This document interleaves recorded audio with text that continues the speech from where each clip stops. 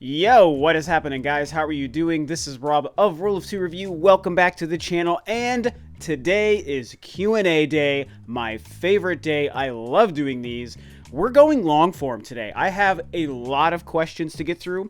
The last couple, I've kind of shortened the amount of questions, but I actually got a lot of stuff from you guys to talk about, and I felt that it was time to just kind of dive in and just really dedicate and commit, and so we're in for the long haul. For those of you who might be new to the channel, this is something that I like to do every couple of months, is kind of an interactive Q&A with you guys, where on Twitter I put a call out for questions from you about pretty much anything. I try to keep it open to stuff that might not be gaming, like movie or music related, to show up.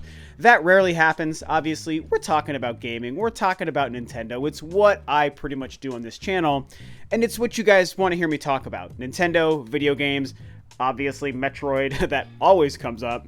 And so that's what we did. I did it a couple of days ago. I got a lot of questions right away from you guys, so I picked, like, I don't know, 12, 13 or so questions. I didn't count them, but we have quite a few to get into, covering a wide range of gaming topics, and so yeah, let's just go ahead and just jump into these. So today's first question actually comes from a good buddy of mine and a fellow YouTuber, Jay Fleming. He goes by Mind of Jay on Twitter. So what's up, Jay? Really good guy with his own YouTube channel. I've been on some of his podcasts talking about Metroid and stuff in the past. And so he asks me the first question here, and he says, if you were a betting man, do you think that your personal game of the year at this point will take the crown?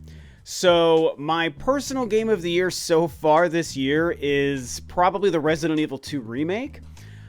Do I think that by the end of the year it will take the crown? Tough to say. There's a good chance that the answer is yes. Games like Astral Chain and Gears of War 5 have come along that have been really great. Fire Emblem Three Houses have been really great. And as great as they are, none of them, I don't think, have really taken the crown yet. But there are some games that have a good shot still to release that might do that. I think of Star Wars Jedi Fallen Order. I think of Death Stranding. I don't know if Zelda Link's Awakening will be able to take it, although I am very, very hyped for that.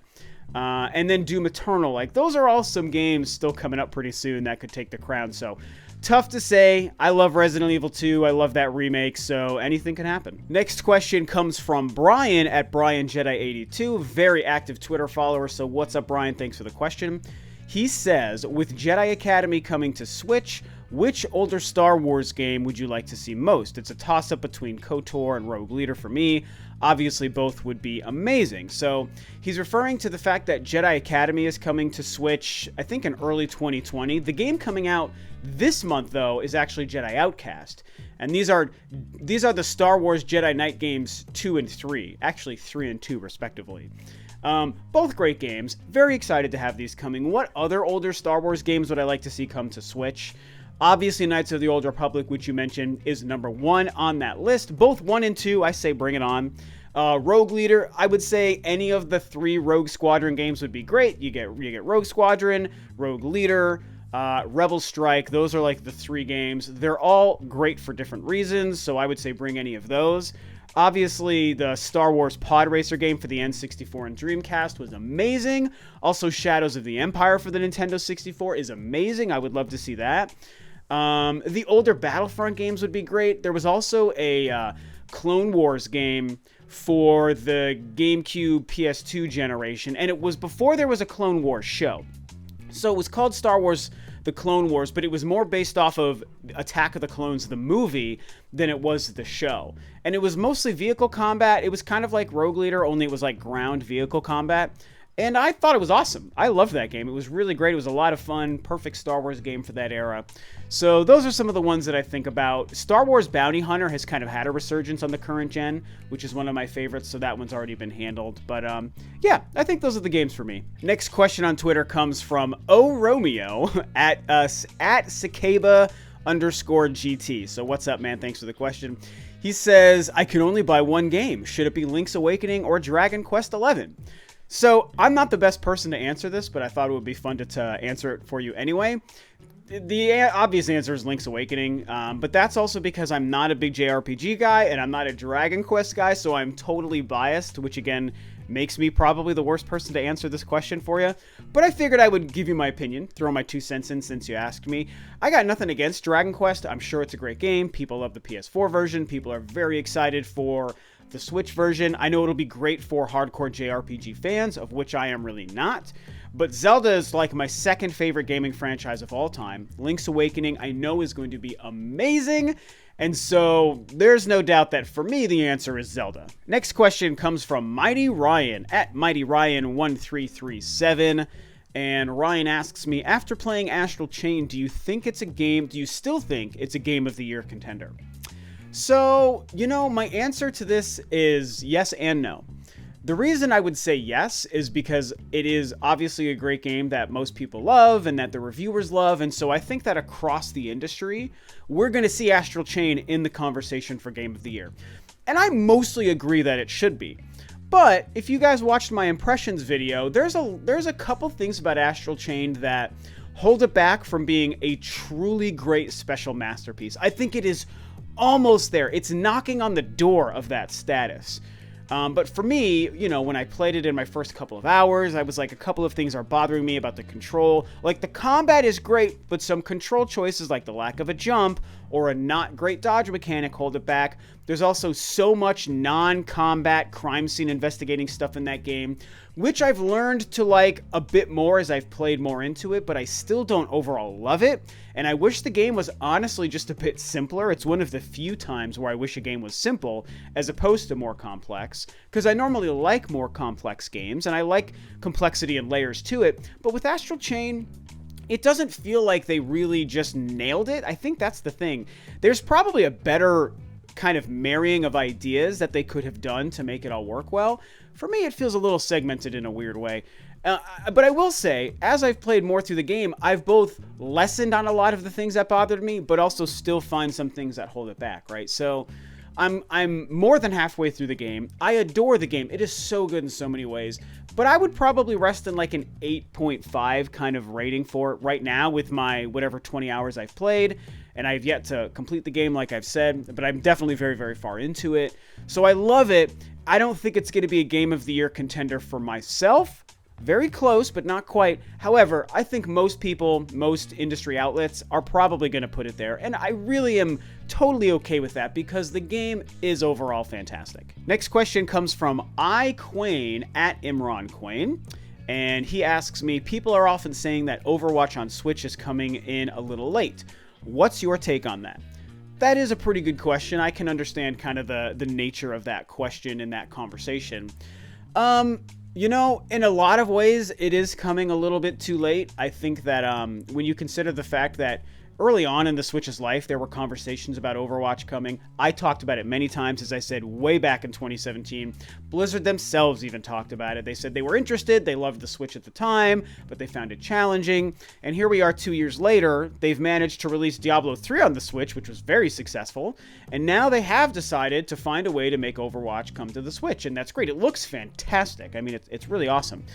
But it's 2 years late. It's 2 years after the launch of the Switch, which I think I think it's 3 years since the game launched, right? 2016, I want to say. So yeah, the game is a bit oldish. And so in that respect, I feel like they kind of missed the real zeitgeist moment. If they could have gotten it out in 2017 or maybe the first quarter of 2018, I think it would have been a massive, mammoth, unbelievably hyped release. Now, there is definitely hype and interest, but it's not like this huge bomb drop. I don't think it's going to make a massive splash like it could have a year or two ago. However, I still think it's a big deal. And you could say better late than never, and yes, that is true. But I also think that it is still pretty significant that this game is coming. It might even renew interest in the game across the board for people who might have kind of slowed on the game. And I think that when you look at the fact that there's plenty of other older games that have come out on the Switch and had splashes, like, Doom was a year old at the time that it came out. Dark Souls remastered. I mean, Dark Souls is a very old game that got a rebirth on the Switch and the other consoles and stuff. Resident Evil Revelations games, of course, now the other Resident Evil games all coming. Like, sometimes delayed games just get re-released later on consoles, and it is what it is. So overall, I think that, yes, it's kind of a little bit too late, but it's not too late to make a difference. So overall, I think it's a big release, it's an exciting release, and I'm glad to see it. Next question comes from Jacob Blair at Deftones Pumpkin on Twitter. I love your name, assuming Deftones means the band, which is a phenomenal band. I love the Deftones. Jacob asks me, where are the new Nintendo IPs? We got ARMS and multiple Labo games, but before/during the Switch launched, we heard about multiple new IPs coming. Nothing ever shows up. So I can't really think about too many new IPs you're talking about from before the Switch launch. I don't know what games you might be talking about there. But as far as the larger conversation about new IPs, I feel like Nintendo is working on new IPs at all times. I think that they seem to work with other companies to do like smaller new IP releases, you know, like when a Steam World Dig comes out or when a Sushi Striker comes out. They're always kind of working on those kinds of things. But I think you're also talking about higher profile stuff like ARMS, like when Splatoon was new in 2015. And I feel like Nintendo's probably always working on both. So I think we can probably expect another couple of like little indie new IP games to come out during the Switch's life. As far as the next big one that's on the tier of an ARMS or a Splatoon, or like, you know, when Pikmin was new, even like Xenoblade Chronicles, which is kind of in that same boat as well. I feel like we probably won't see another new IP of that tier on the Nintendo Switch, on this device, because a lot of people don't agree with me on this, but I personally have a belief that the Switch only has another probably 2 to 3 years in it. And I feel like Nintendo probably more likes the idea of preparing their next big new IP for their next console. And I know it feels weird to already be thinking about Nintendo's business model for their next console when the Switch is only 3 years old. Like, I get it, that is kind of weird. But I think that the Switch finds itself in a weird position in the industry. And so I think that Nintendo is preparing in another 2 or 3 years the successor machine. And so when I think about a new IP, the same way I think about like Mario Kart 9, for example, I feel like Nintendo, instead of releasing a new IP or a Mario Kart 9 in the like waning years of the Switch in 2021 or 2022, that maybe they would rather just hold those off to release in the first year of their next console. I think that the dual release of Breath of the Wild and the incredibly strong first year launch year of the Switch has changed what Nintendo wants to do going forward. I'm just guessing, but I feel good about my guess. I think that's what they're doing. And so I think that they like the idea of letting the Switch continue to kick ass, but stockpiling this amazing list of games to release in the launch window and the launch year of their next machine, because it's proved so successful. And so when I think about new IPs, I think the next big one is probably a couple of years down the road, and my guess is for the next console. Next question comes from Shade at ShadeCL, and Shade asks me, what's your top 5 games of the year so far for 2019? And also asks, will 2020 be the next big year in gaming? We have potentially so much coming next year: Halo Infinite, The Last of Us Part 2, Cyberpunk 2077, Final Fantasy VII Remake, Animal Crossing, and with a bit of luck, Bayonetta 3 and Breath of the Wild 2. Wow. So many games you're talking about there. 2 big questions. My top 5 games of the year so far would probably be, you know, Resident Evil 2, I already mentioned, Sekiro Shadows Die Twice. I mean, I want to say Monster Hunter World Iceborne because it's so good, but that's like an expansion, so I maybe won't count that. Probably Gears of War 5 so far. I haven't beaten that. Astral Chain might be in that conversation. Oh, Fire Emblem 3 Houses for sure. Yeah, maybe those are my top 5 games that I can think of off the top of my head. You know, I really liked Metro Exodus. I liked Devil May Cry 5 quite a bit, but those wouldn't quite make top 5. So yeah, I'll say those for now. 2020, will it be the next big year in gaming? Honestly, like, I feel like the last 2 years have been big years in gaming, you know? Because when people think about big years in gaming, they think about 2007, they think about 2010, they think about 2014, stuff like that. I think 2004 also, way back in the day. And I feel like this year has been fantastic, you guys. 2019 has been great. 2018 was slow. 2017 was great. 2019 has been great. But yeah, 2020 is shaping up well. You make a good point. A new Xbox along with the new Halo is launching. Last of Us Part 2, you know, the jury's still out on when that could release, but I do think next year is very likely possible. Cyberpunk is going to be amazing. Bayonetta 3 to me would be absolutely massive. I don't know if I expect Breath of the Wild 2 next year like a lot of people do. People are starting to get that conversation out there. I'm not quite yet on that bandwagon, but I'm open to it. So I don't know if I would throw it into the conversation just yet. I think we still need to wait a bit on Breath of the Wild 2, you guys. I mean, what else is coming? For me, No More Heroes 3 is going to be absolutely massive. Like, there's so much stuff. Who knows what's coming from PlayStation 5? I feel like Bloodborne 2 is on the horizon, so maybe that actually comes out next year as well. Yeah, 2020 is going to be a great year. It's going to be a great successor year to what 2019 has been. Is it going to be something that's heralded as this humongous, mammoth, monumental moment in gaming in the 8th generation, whatever we call this? Maybe, but again, I think 2019 has been great, and 2017, like, I don't want to downplay how great 2017 was, It's just been more exciting in a time where Nintendo has been healthy again, because during the Wii U years, it was harder to find those years, because one of the three major companies was definitely struggling a bit. But now, well, and the argument could be made that Xbox is struggling right now, so I guess that's kind of a wash. But with Nintendo being healthy right now, I just think that it makes a bigger difference. So who knows? 2019's been great. 2020 is also going to be great. Timbo on Twitter @RedSoulWalker asks me, as a musician, what video game soundtracks would you love to have a go at covering / rearranging? So this is a great question because it's gaming related, but it's also music related because I'm a musician, I'm a professional drummer. And so this is a tricky question because you ask me, what would I like to have a go at covering or rearranging? And I think that it's less that I would like to necessarily rearrange stuff, because that's something that I think has already been taken care of. When I think about my favorite soundtracks, my favorite music, obviously Metroid music comes to mind. Obviously The Legend of Zelda. A big one that has a big series that has some of the best music in all history of gaming that doesn't get enough love for this is Halo. You guys, that the music in Halo is unfreaking believable. I mean, from the first game on up to every single game, it is some of the most cinematic and symphonic and just incredible music. There's also been a rock vibe. It gets very orchestral. There's just so much going on with Halo's music, and they're very memorable tunes that are very atmospheric and perfect for that franchise. And so those are probably three of the first franchise soundtracks and scores that come to mind: Metroid, Zelda, and Halo. I don't want to rearrange any of that music. I do love, when I'm writing music in my band, I play in a prog metal band, I love composition. I love structuring. Okay, so putting the order of stuff together in the song is something I love doing and I'm very good at. But I don't want to do that to stuff that already exists. I don't want to rearrange the Metroid Prime theme. That's not interesting to me.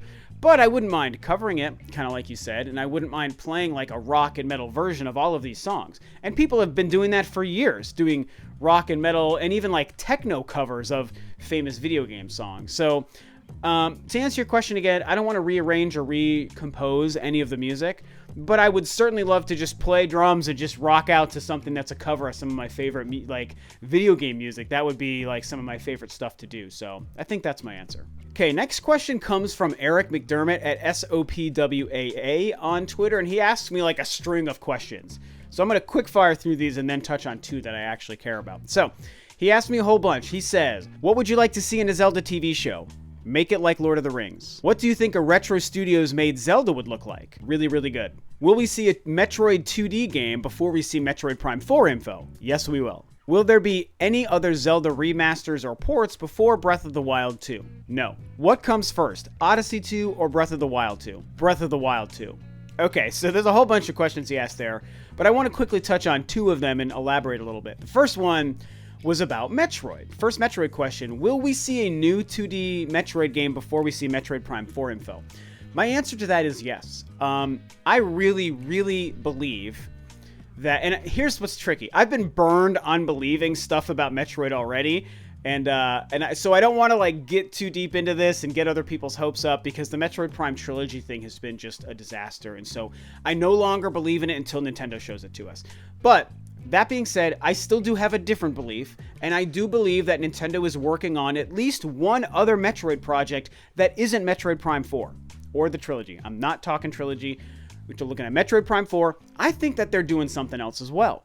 And so, I've said many times that could be a few things. It could be just a brand new game. It could be a 2D remake or a collection. It could be a port of Samus Returns. It could be a variety of things. But I do think that a new 2D Metroid game is on the table. I think that their dedication to Samus Returns showed their dedication to that kind of Metroid game. And why wouldn't they also be making Metroid 5? The Metroid that would succeed Metroid 4, which is Metroid Fusion. Now, the tricky thing is, we have to remember that, you know, other games have released around the Metroid Fusion kind of release. Super Metroid Other M and Metroid Fusion are all part of like the same trilogy story there, but the last in those is Metroid Fusion, which is number 4, and that's also the farthest in the Metroid timeline we've gone. If you were to go to the very, very end of the Metroid saga, you end at the story of Fusion and Samus and the SAX gene and all of that stuff, and her, like, you know, Metroid-infused DNA suit. That's the end of the story currently. So if they were to make a Metroid 5 that was a 2D game for the Switch and make it beautiful and take advantage of the Switch and the power and the Joy-Cons and, oh my god, all these great things, I could just cry with joy thinking about it. If they were to make that game, it would basically have to be the first direct sequel to Metroid Fusion, which would make this game, again, the new furthest in the timeline. So the whole concept is so exciting for so many reasons. I need to see it in my life. Yes, Metroid Prime is my favorite game, but as I said before, Metroid as a series shines in 2D. I know those seem like opposite ideas, but I literally feel both of those at the same time. And so, excuse me, I really love the idea of a new 2D Metroid game. I think Nintendo might be working on it, and if they are, they've been working on it since probably well before they scrapped Metroid Prime 4 and restarted it. So, yeah, I would expect to see this before we get info on Metroid Prime 4. Now, the other thing I want to touch on is when you said what comes first, Odyssey 2 or Breath of the Wild 2. I say Breath of the Wild 2 because I'm not completely convinced that an Odyssey 2 is happening. I do think that, without question, Nintendo is working on the next big mainline 3D platforming Mario game. That could be Odyssey 2, but I tend to feel that it's more just going to be another new game. I mean, I don't know why I feel that. It just feels right. You know, I've always been more excited when we've gone from Mario 64 into then Mario Sunshine, and from Mario Sunshine into Mario Galaxy. Galaxy 2 is fantastic, but I was more excited when we went from Galaxy into 3D World, and then from 3D World into Mario Odyssey, when we made the jump into a newer thing that was always very exciting. Obviously, there's enough ideas in the Odyssey sort of framework for them to probably make a whole sequel to that game, just like Galaxy 2 was to the first Galaxy. It is possible. I think it would be great. If they're making that, then who knows what would come first? Because again, Breath of the Wild 2, to me, I don't know. That could be 2020. That could be 2025. I don't know what to think about that game yet. We really just have to cool our jets and wait on Breath of the Wild 2. They might have given us a tease 2 years too early, just like they did with Metroid Prime 4. So let's wait and see. Odyssey 2, it's tricky. So I tend to believe they're making a new Mario game, and I tend to believe that that is farther off from release than even Breath of the Wild 2, because we've already seen Breath of the Wild 2. There's clearly a lot that they have to work on. We also know that they're going to build off of what they already made with the previous game, and so I think that does give them a jump in development. So the conversation could go 100 different ways, but my ultimate guess is I think Breath of the Wild 2 will release before the next Mario game. Okay, coming down to the end, we've got 2 more questions here. Next question comes from Traykov540, at Traykov540. What's up, man? Thanks for the question. He says, what are some major changes do you expect to see in Breath of the Wild 2? Also, what advice can you give to students struggling in school? Okay, so, good question. You know, Breath of the Wild 2, which I was just yelling about. I made my own video kind of breaking down some stuff. The changes that I expect to see in Breath of the Wild 2, it's tough to say when it comes to expect. Like, what do I expect Nintendo to do? I don't know. The biggest glimpses we get from the trailer that they showed at E3 was that something's happening to Hyrule Castle, and that it seems to be set in the same map. But what I'm expecting and hoping is that we're not in the same map. Even though that map was really amazing and like one of the greatest of all times as far as open world games go, I still feel like we need to move on from it to make a true sequel to Breath of the Wild that won't feel too samey, right? That's the thing. And I discussed this, when that game was revealed. I think it's brilliant how Ocarina of Time came out as a direct sequel, or sorry, Majora's Mask came out as a direct sequel to Ocarina of Time, but didn't rely on the same Hyrule and the same map. The story was cleverly designed to take us to a new map called Termina. And so it was a sequel, it was the same young Link from Ocarina of Time, but we were in a different place, doing different things with a whole different framing of story and directives. And that was so cool. And so with Breath of the Wild 2, I'm hoping and expecting to see a change based on where we might actually be playing this game. The other major changes I want to see and kind of expect to see, I've also touched on and plenty of people have brought up, and it's something that's more like a traditional dungeon formula, and also companions. Actually, not enough people, I think, have talked about companions. I talked about it quite a bit on my video because I love the companions to Zelda and I want them to come back. I was missing having a companion in Breath of the Wild. As much as I think that's one of the greatest games of all time, it did feel a little lonely, with how big and desolate that map was. So having a companion, I think, would have helped. I would like to see that return in Breath of the Wild 2. I think that there's a chance that they do it. Also, I love the shrines in Breath of the Wild, but I also miss the traditional dungeons. I know not everyone agrees, but a lot of people do agree. And I'm somebody who honestly grew up with those dungeons and I miss them. So I would like to see something like that come back. I think Nintendo's going to find a way to strike a balance in Breath of the Wild 2 between some more traditional dungeons, but also the smaller shrine kind of puzzles. I expect them to do something there. The only other major change that I've barely touched on in the past is whether or not maybe we play as Zelda. That's a big theory coming off of that trailer because it focused so heavily on that character. What if this is the first game, not counting the CDI games, where playing as Zelda is a huge component to the game? I would love to see it happen. I would hope that they would do it the right way, whether you play as Zelda the whole time or maybe you switch between Link and Zelda. That might be the best way to do it, and I love that idea. Maybe provided you have like an option of how and when. If you're forced to do Link sections and forced to do Zelda sections, the danger there would be if one of them isn't very fun, then half the game would be ruined, right? If you're like, oh, I love playing as Link, but all the Zelda sections are dumb and weird and not fun and she's no fun, and so half the game I don't like, they would get themselves potentially into trouble there, so they'd have to be careful with how they do it. So that's Breath of the Wild. You also ask about giving advice to students struggling in school. Man, I don't know if I feel like the best person to answer that question. I did not go to school. I didn't go to college after high school. I found myself very lucky. I fell into my career in the company that I work for, and it's proven to be life-changing, and I feel very fortunate because I have a great job that I enjoy, that gives me a lot of flexibility and freedom, that pays me very well, allows my girlfriend and I to live a really comfortable life for us. I'm not like super rich, but we have a very comfortable life for sure. And so I fell into that without the need for school. I think school would have helped me find it much earlier in life because I didn't find my career and this company that I work for until I was in my 30s, and so I don't have much advice with school. The only thing I can imagine, this is the best advice I could give you. This is more coming from just my adulthood and my work ethic that I have as an adult on the workforce, not as a student.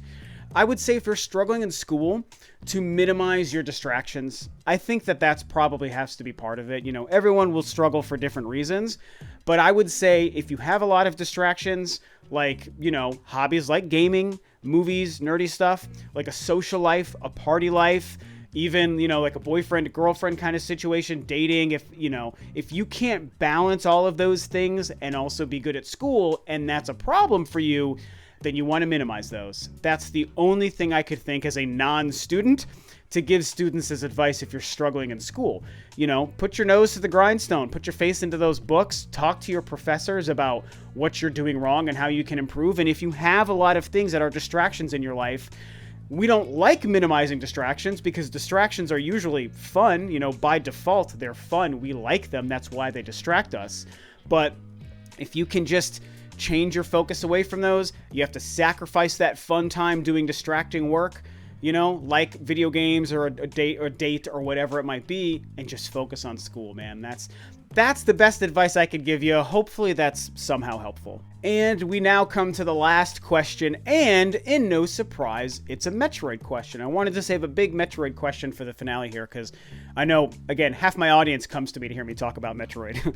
And it's a good one. So this comes from Raven Content Coming Soon at Sable Raven Games on Twitter. It's a very complex set of names you got there. Anyway, Raven asks me a question. What features do you want in Metroid Prime 4? Or better yet, what new gameplay mechanics would you like to see in the game?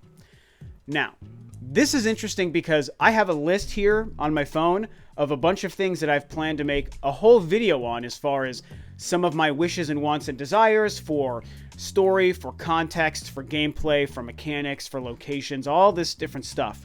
You know, a video just about Metroid Prime 4 and the stuff I want to see. So I don't want to spoil everything from that video, but I will take maybe like 3 or 4 bullet points here and touch on them a little bit to answer this question, and then expand further on them in my video. So I think the first bullet point I'll steal is a more focused scanning. So when we think about a Metroid Prime game, one of the core elements, one of the key fundamentals of that trilogy is the scanning. Your scan visor is a major component to how you play those games.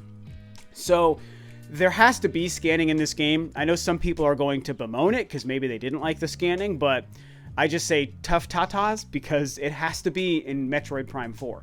It doesn't have to be in every Metroid game, but it does have to be in Metroid Prime 4, the sequel to the first 3, where scanning was a huge part of it.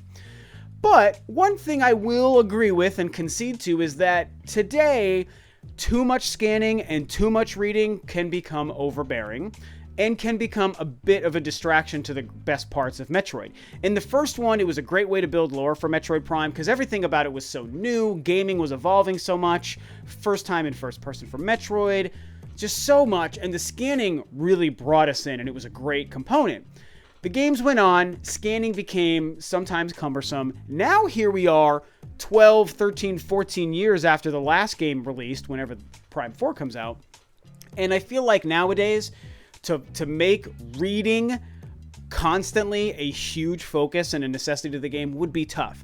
So they need to streamline it. What they can't do is eliminate it. That's something I don't want, because I do want to read. I do want to find the optional lore that I can read to immerse me more in the story of what's going on in wherever we're going in Metroid Prime 4. It's got to be there. But I definitely can understand lessening how it's implemented. You know, maybe, yeah, you're going to have how it, you know, counts towards your logbook and your percentage, but maybe change how much the percentage is necessary to getting the best endings and the best rewards within the game. Stuff like that. I don't know. I don't design games, so I'm going to have to trust in Retro to know how to do it, but that's what I think they need to do. They need to balance the scanning, but they can't eliminate it. I do worry that they succumb to fan outcry and say we're going to just remove the scanning because so many people didn't like it back in the day. I think that would be a huge mistake, and I hope that they don't do that. So that's one of them. What's another one I'm going to take here? Okay. I'm going to say melee combat. I do think that melee combat would be interesting. When I go back and play the original 3 games, which I do on a regular basis, they're regular rotation in my life, I definitely can say that, you know, I go back to Metroid Prime 1, 2, or 3 now, and I'm going back in the year of 2019, where I've got, you know, over a decade's worth of evolved gaming within me. And so sometimes I play those games and I feel limited on what I can do because, to be fair, those games don't offer the variety of combat and abilities as a game today would. And a lot of times that comes in the form of melee. Sometimes I wish when enemies are close to me or around me or flying above me or, you know, or ganging up on me, I wish I could do more than just spam the big fat A button to just shoot my arm cannon as fast as I can. What if you had a different level of combat?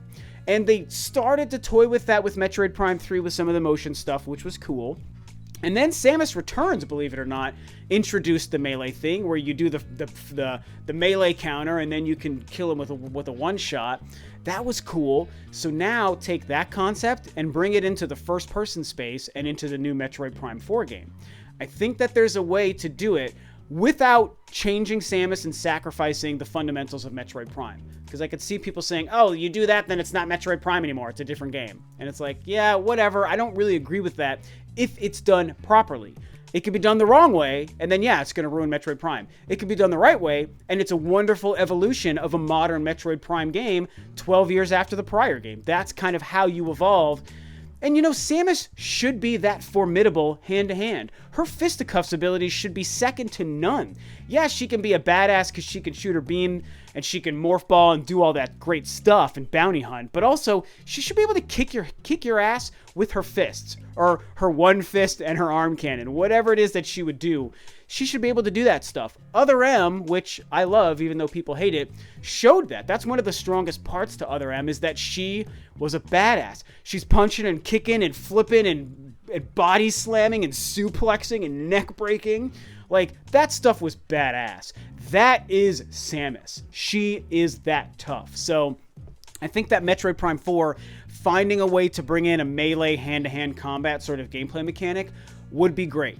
The right way. It could be done wrong, but I think that they would do it right. So that's another one, is the melee combat. And I'm gonna choose a controversial one here. Which one do I want to do? Now I'm just like picking from like a list of great Metroid stuff. This is kind of a stupid thing to put in the video. I'm gonna talk about the NPCs. I think that it could be easy for people to say no NPCs. Samus and Metroid works best when Samus is alone all the time. We don't need other characters. We don't need a squad of people. We don't need people telling her what to do. She should be alone the whole game, no indication of anyone else, and just kill all the aliens in front of her.